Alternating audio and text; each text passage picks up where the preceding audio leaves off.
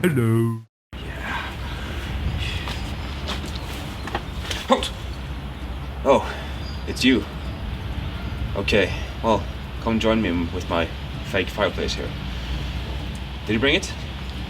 Did you bring the dice of doom? You did. Okay, give it to me. Thank you. Oh yeah. You will learn to fear this die. You will actually die by this die. Welcome to Tacos Reviews. I will speak to you about board games, especially Dead of Winter. In this game you will learn to fear the elements around you, represented by this scary dice here, and you will learn to fear your opponents. Or actually, they're your friends, for now.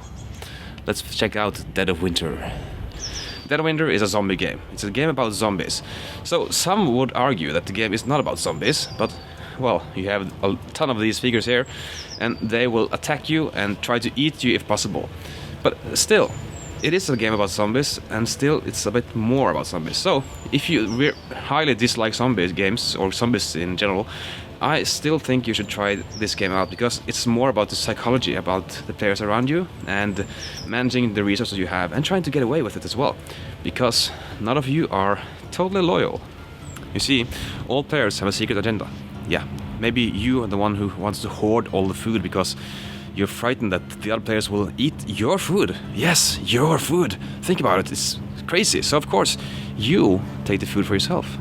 So you head down to the grocery store and you pick a card. No, not a food. Well, let's pick another card. No, sorry, not a food as well. I'm just gonna keep on to those. So, sorry, but no food. I just got something trash. And of course, there are ways to find out if you are traitors or not.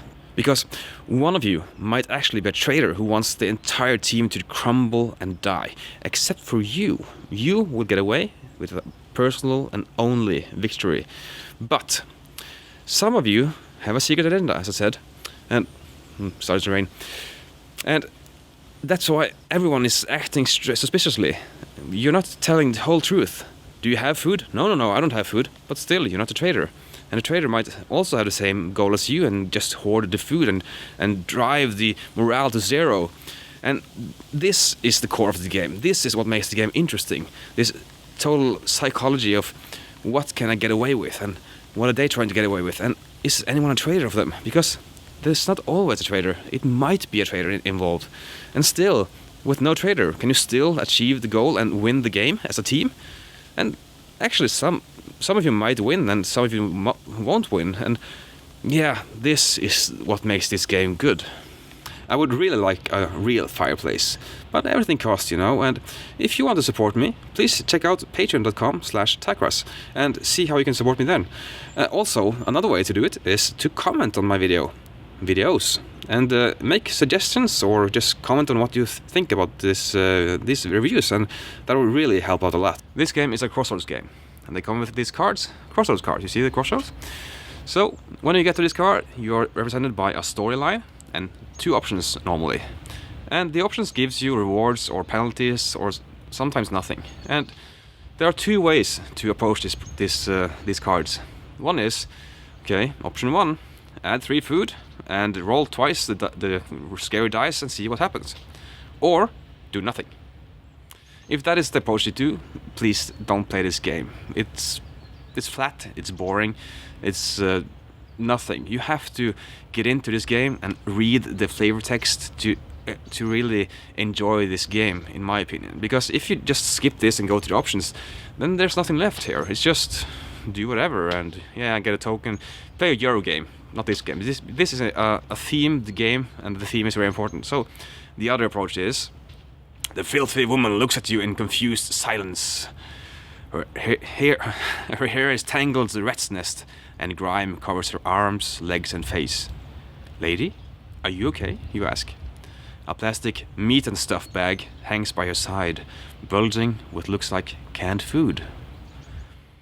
And now you notice the butcher knife in her other hand. Ma'am, I'm not here going to hurt you. My friends and I have a safe place. Do you want to come with us? The woman lifts up the knife and screams, "Keep away from it! That's my money I've been saving." So that is the approach I like to do. Just to read the text and try to live into the moment, and then you have the option, and you know the theme around it. Do you want to hurt this lady? Do you want to just stay away? So this is how you play the game. Also, these cards are very cool actually, because on the top here it says when it triggers. So the player to your right, he picks a card and reads the top text and says nothing unless the text actually triggers. In this case, if a player controls a character at a non-colony location. If not, nothing happens. So these cards might trigger or not, and some are very, very specific. If the player controls a certain character and is at a certain location, then it triggers, and a small chance of that happening, but some of the cards happens always. So this game and these cards, they really add to the flavor of the game. And if you play with option A, with just reading the results, don't play this game. If you want to play this game, live into the game. That's my opinion. So that's Dead of Winter, Crossroads game. I like this game, I do, but this game is the same genre as another favorite of mine, which is Battlestar Galactica. In Battlestar Galactica you have a lot of things to get into, but there is one difference here from BSG to Dead of Winter, and that is in Battlestar Galactica you actually are involved at all times, because you have to give your vote to when stuff happens at each player's turns. In Dead of Winter you have your actions, and when you're done, you wait. Yes, you wait. Of course, you're going to listen to the stories around the table, but you make no decisions further, except for maybe thumbs up, thumbs down. And I dislike that, because sometimes you get one character to play with, and another player gets maybe 4 or 5 characters to play with. And the more characters you have, the more actions you're able to do. And when it's your turn, you just do a couple of things and you're done. And the next player, he goes on for 10 minutes doing a lot of stuff, having a lot of fun, and you're just sitting there waiting for your turn. And I don't like that about this game. But except for the downtime, this game really engages. It has a great theme, and the story comes through if you just read the text on the Crossroads cards.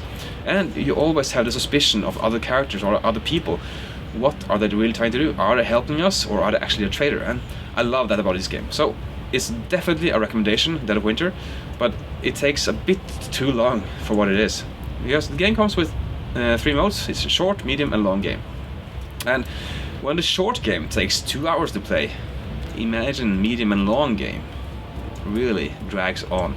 So I won't play medium or long ever again. I played one long and it was way too long.